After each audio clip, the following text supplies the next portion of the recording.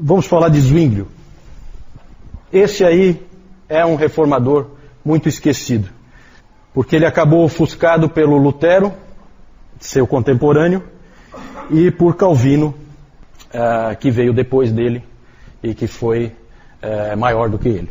Então esse Zwinglio acabou muito ofuscado. E também uma coisa também é que ele viveu pouco. Ele acabou morrendo em batalha, então ele acabou não tendo o mesmo tempo que os outros tiveram, certo? Mas eu gosto muito do Ulrich Zwingli. Ele é suíço da parte de fala alemã, porque vocês sabem que a Suíça ela é formada de vários cantões. Alguns desses cantões é fala alemã, alguns são de fala francesa. Depois eu vou mostrar para vocês no mapa. O Zwinglio é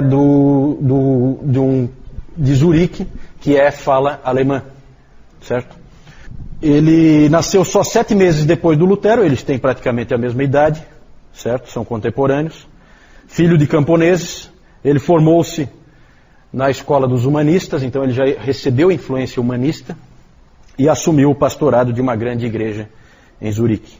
Lá ele começou uma obra reformadora.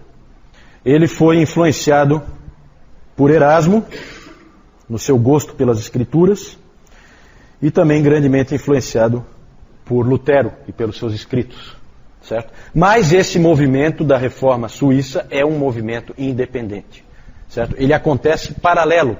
Ele não tem influência de Lutero, a não ser influência dos escritos, né? Daquilo que tem sido divulgado em termos de ideias. Mas não assim que um troque ideia com o outro, ou que um responda para o outro, não. Cada um trabalha independentemente. Logo na igreja, onde ele era o pastor, ele implantou um modelo de pensamento completamente novo, em que tudo tinha que ser baseado nas escrituras. Todas as coisas na igreja tinham que ter como fundamento as escrituras. Ele levou isso tão a sério, que, e é uma coisa estranha, porque de todos os reformadores, e são vários que tem, de várias gerações, de todos os reformadores, esse era o que mais talento musical tinha. Ele era um músico de boa qualidade. Entretanto, foi ele que tirou todos os instrumentos musicais da igreja. De tão a sério que ele levava essa ideia de que só ia ter no culto aquilo que a Bíblia mandasse que tivesse. Certo? Então é interessante porque ele adorava música, e é justamente esse cara que adora música é que tomou essa atitude. Diferentemente do Lutero, a conversão do Zwinglio ela foi gradativa. Ele era um padre católico romano, e aos poucos ele foi reformando a igreja dele, trazendo para dentro das escrituras. Certo? Não foi uma experiência assim como foi no caso do Lutero. Ele era um grande pregador, extremamente capaz, arrumou confusão com o Papa várias vezes, porque ele pregou contra o arregimentamento, tá certo isso? De jovens suíços para serem mercenários nas tropas do Papa, que ele achava isso um absurdo. Ele era suíço, ele gostava do país dele, e também ele pregava contra as indulgências. Nada de novo aí, o Papa não gostava nada dele. No ano em que ele assumiu o pastorado, a peste atingiu Zurique, em 1519. E quando acontecia isso, quando a peste, porque a peste tinha sido já antiga, mas tinha assim, voltava, sabe, em alguns lugares. E quando acontecia esse tipo de coisa, de vir a peste numa cidade, as pessoas saíam da cidade. Compreensível. Alguém chegou a observar, naquele tempo, que os médicos e os pastores eram os primeiros a sair. Quadro triste, né? Justamente quem tinha que ficar eram os primeiros que fugiam, os médicos e os pastores. E Zwinglio ficou. E assim ele ganhou o respeito daquela população, porque ele ficou para cuidar daquelas pessoas. E ele acabou ficando doente também, chegou à beira da morte, e essa experiência de quase morte fez com que ele saísse dali fortalecido e com muito mais vontade de trabalhar para a glória de Deus. Deus usou essa experiência na vida dele. O ano de 1523 foi um ano importante em Zurique, porque os líderes da cidade tinham que decidir o que a cidade seria. Porque naquele tempo era assim, cada cidade decidia se ia ser protestante ou se ia ser católica. Isso era uma decisão do governo da cidade. E a cidade de Zurique tinha que tomar essa decisão. E aí, nessa ocasião, o Zwinglio foi escolhido para ser o defensor do protestantismo, E aí, por ocasião disso, ele escreveu esses 67 artigos, que são parecidos com as 95 teses, só que muito mais avançados. Né? A minha mãe estava me mostrando aqui um estudo sobre as 95 teses, e se você lê as 95 teses, você vê que elas têm um tom muito católico. Né? Causa uma certa decepção para quem lê. Por quê? Porque tudo era muito novo. Trata-se de um monge agostiniano escrevendo para o Papa. Né? Ou chamando a atenção para a igreja como um todo, mas ele tem em vista que o Papa abra os olhos.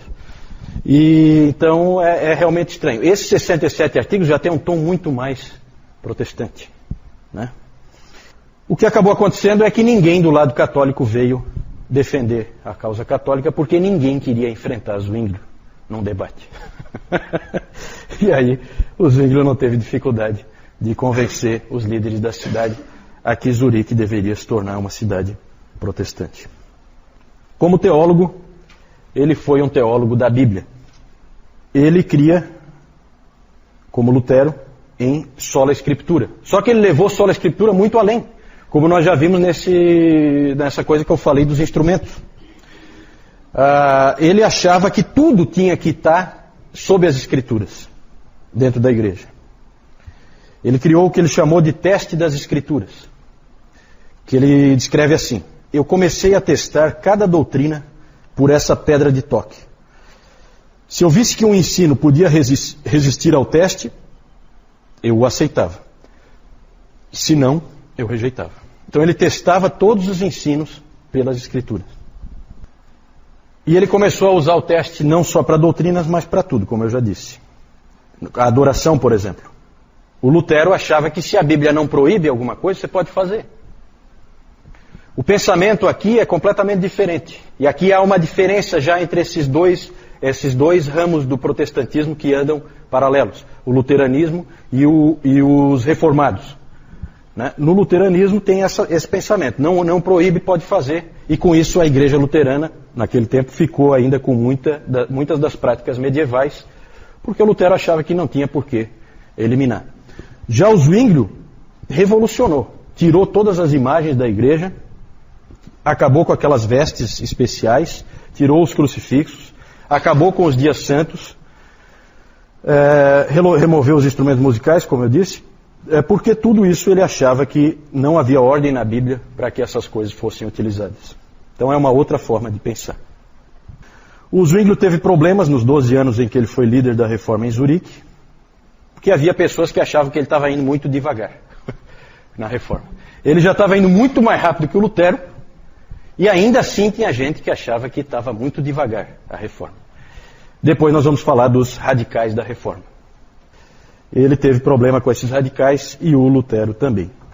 Um episódio triste do protestantismo foi a divisão entre esses dois ramos. Na verdade, eles nasceram independentes, então não é difícil você classificar como uma divisão. Mas eles podiam ter crescido mais unidos, e eles não ficaram unidos. Por quê? Porque não houve entendimento entre Zwinglio e Lutero. Os dois se encontraram, montaram comitivas, os dois se encontraram. O Zwinglio muito mais conciliador, o Lutero, como sempre, aquele jeitão dele. E eles acabaram não se entendendo, e a questão toda, quem é que sabe qual é a questão em que eles divergiram? Alguém sabe? Batismo não. A ceia do Senhor. A ceia do Senhor. Zwinglio defendia a ceia como memorial. Um memorial à morte de Cristo. Era celebrado como memorial. E o Lutero defendia a consubstanciação, que é diferente da transubstanciação católica romana. Na transubstanciação, o que os católicos dizem é que aquela hóstia e aquele vinho se transformam no corpo e no sangue de Cristo. Realmente, ali você acha que é pão, mas não é. Aquilo ali é o corpo de Cristo. Já o Lutero, ele pensava diferente. Não cria na transubstanciação. Ele cria que aquilo ali é pão, sim, só que ali junto com o pão está a presença de Cristo. Não é o corpo de Cristo não é o pão, mas o corpo de Cristo está ali. Certo? É meio confuso também essa maneira de pensar. O Zwinglio tentou conversar, mas o Lutero não quis saber de conversa. Ele bateu na mesa e disse: este é o meu corpo. A Bíblia diz e nós cremos. Foi isso que o Lutero falou. O Zwinglio insistiu que eles também creem na Bíblia e que a Bíblia não diz isso. Então ocorre uma divisão por diferença de interpretação, não por diferença de autoridade das Escrituras. Nenhum dos dois duvida da autoridade das Escrituras. Houve uma divergência de interpretação do texto, certo? E ali então eles não se entenderam. E essa então, eles na verdade não, como eu disse, não é bem uma divisão, é uma perda da oportunidade de união, certo? Isso, o encontro deles foi na cidade de Marburg. O Zwinglio estava sempre envolvido em política e em economia. Ele achava que o cristão transforma a cultura. Ele achava que Deus quer transformar toda a cultura por meio do Evangelho. Então ele se envolvia em todas essas coisas. Por isso que nele nós vemos o soli Deo Glória. Porque tudo é para a glória de Deus. Tudo que acontece. E ele se envolvia até em questões militares. Tanto que ele foi como capelão para uma... ele foi como capelão para uma guerra que houve entre um cantão católico e um cantão protestante. Era comum haver guerras de um contra o outro, né? Alegando motivos religiosos, mas a gente sabe sempre que tem alguma outra coisa por trás. E lá nessa ocasião, ele ia armado e tudo, mas ele acabou sendo morto nessa guerra. E, então ele teve pouco tempo para escrever, pouco tempo para... né? Então ele é um reformador menos conhecido. Mas você já vê claramente que Calvino vai seguir a linha dele e a reforma suíça vai ser tocada para frente lá em Genebra, pegando muita coisa que o Zwinglio já tinha estabelecido. Fala, Cício. A pergunta do Cício é se a prática, se a divergência deles era em termos de prática ou era só realmente na interpretação das Escrituras e na teologia. Eu creio que a diferença era basicamente na teologia. Para eles, para esses homens, a teologia é muito importante. Muito. Certo? O que você crê é fundamental. Né? Na verdade, você é salvo pela tua fé. Né? Então era muito nesse ponto aí. Só para ter uma ideia, o Lutero, naquele estilo arrasa quarteirão dele, ele chegou a dizer o seguinte: prefiro tomar sangue com um papista do que mero suco com um zwingliano. Ele era um cara realmente que entrava com os pés mesmo. Não era fácil. O seu sucessor em Zurique foi o genro dele, que já trabalhava com ele, Heinrich Bullinger.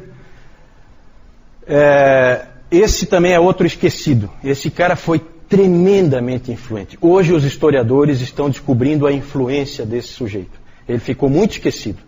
Ele foi sucessor do Zwinglio em Zurique e ele foi muito influente através da pregação dele e principalmente das suas cartas. Ele escreveu 12.000 cartas. Acredite se quiser. E ele não tinha e-mail, essas coisas não, tá? Nem processador de texto, nem nada. A Zurique, na verdade, tornou-se uma agência de notícias. Tudo que você quisesse saber que estava acontecendo, você escrevia para o Bullinger, e aí você tinha todas as informações que você precisava. Ele também é o autor da Segunda Confissão Helvética, de 1566, que é uma obra magistral. Eu já li trechos dessa confissão, ela é realmente muito boa, muito. Foi ele que escreveu, Heinrich Bullinger.